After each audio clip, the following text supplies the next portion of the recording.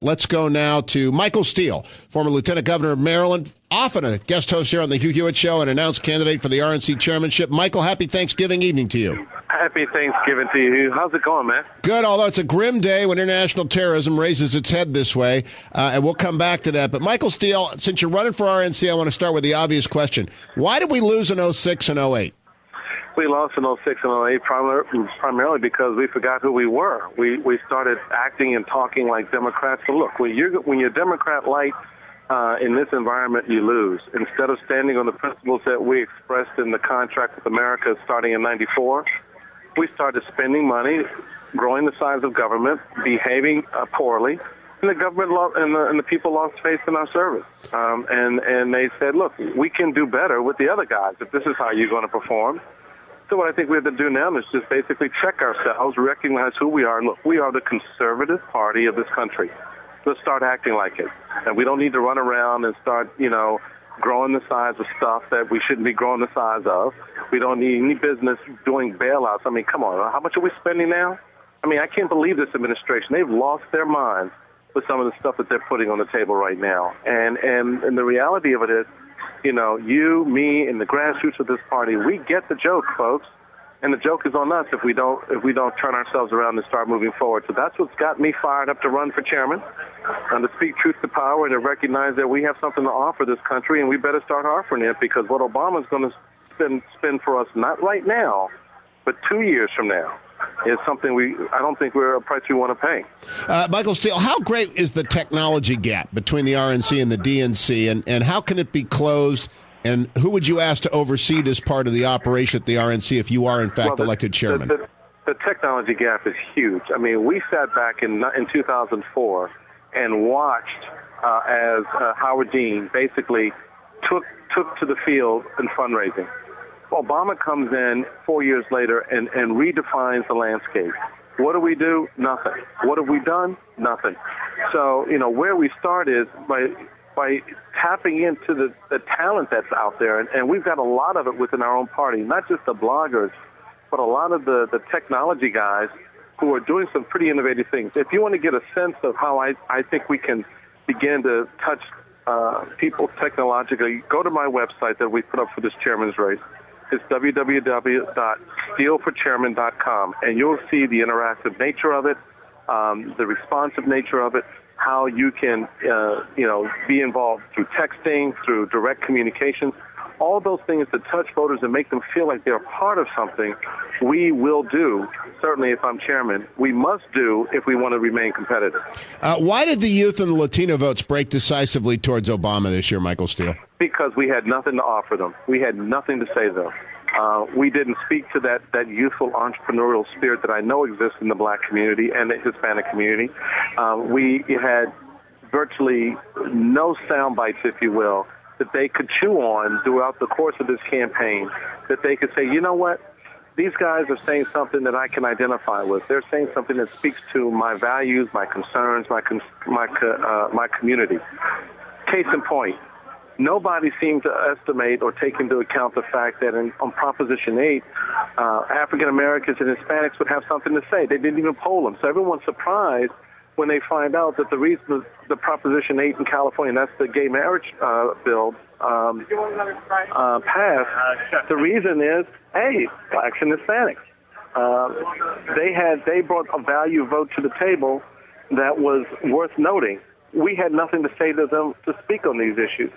So my thinking is, look, as we go forward, you've got to engage all sectors of the economy, all sectors of the community, to make sure that we're resonating. We're not just talking to 65 and older. We're not just talking to the small business owners, but we're talking to a cross-section of America, because we are a changed country. Obama figured it out.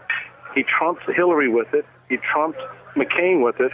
And I won't let him trump our party. I'm just sitting here talking with some friends about the fact that, Obama's running around acting like he's Lincoln. Well, I'll be daggone if he's going to walk away and wrap himself in Abraham Lincoln when he's talking about redistribution of wealth, more government over individual entrepreneurism and enterprise. That's just not the way we should do this. Now, Michael Steele, there are three big caucuses in the GOP, the National Security Conservatives, the Economic Growth Conservatives, and the traditional social issues conservatives.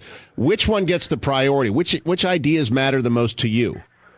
Well, it sounds like a cheeky answer, but in a real sense, they all do, because the economic issue is certainly front and center. But we can't lose sight of the fact that as we've seen international events unfold in the last few weeks, and especially in this past week, that we've got to be mindful that there are things that we must be aware of and must stay tuned to on an international level. The social conservative aspect of, forgive me, I'm at a little restaurant with my son tonight, so you'll hear a little extra noise. I can hear that. That's okay. That's family values. It's somebody's birthday. I'll bet you it must be Chuck E. Cheese's that you're at or something like that. Oh my goodness! But anyway, the social agenda is still in play. Look what happened in California. So for us to start compartmentalizing and fragmenting our own party is a win for the Democrats. That's what they want us to do. Now, they want to pit the. Go ahead, Michael. I'm curious about where you get your ideas from. Which books do you read? Which bloggers do you read? How do you get your information? I get my information. You know what? I read a lot of the Daily Coast. I read a lot of liberal blogs. I read Red State. I'm a big fan of Red State, Politico, and then I get real serious when I get my National Review and the Wall Street Journal, Washington Post, New York Times, as much as it causes me to gag, and of course the Washington Times in D.C. So I read a cross section of publications, because I think it's important not only to know what we're thinking and saying amongst our own, but most especially what others are saying and thinking about us and how they're positioning themselves and what tweaks particular interests and what doesn't. Case in point, right now, the Obama folks are doing this through their appointments, are trying to position themselves as this sort of moderate, centrist, almost center-right administration. Well, you and I know better than that. Come on, we're not stupid. Neither is their left base, who are right now apoplectic with these choices. As I said to Bob Beckel on Fox one night, I said, well, Bob, I absolutely enjoy these choices and these picks that he's making. He said, that's what concerns me. So I know it tweaks them. And so I look for, where can we find advantage? Where can we find opportunity as a party to draw those clear lines of distinction between the liberal agenda and the conservative agenda that I think America really still is a conservative center-right nation. Now, Michael, I know you're busy. I got one time for one more question with you, which is the Iowa caucus, the New Hampshire primary. These things are broken in my view, and Iowa is subject to being captured by the left in 4 years because they want to have a primary. If you're the RNC chairman, will you oversee an overhaul of our presidential nominating process? Yeah, I think we need to. I think we need to look very clearly at that. Lord knows I do not want to spend another, 2-year presidential primary cycle. That was an absolute nightmare. But I think we also don't need all the crazy leapfrogging and one-upmanship that we see going on in both parties with respect to these primaries.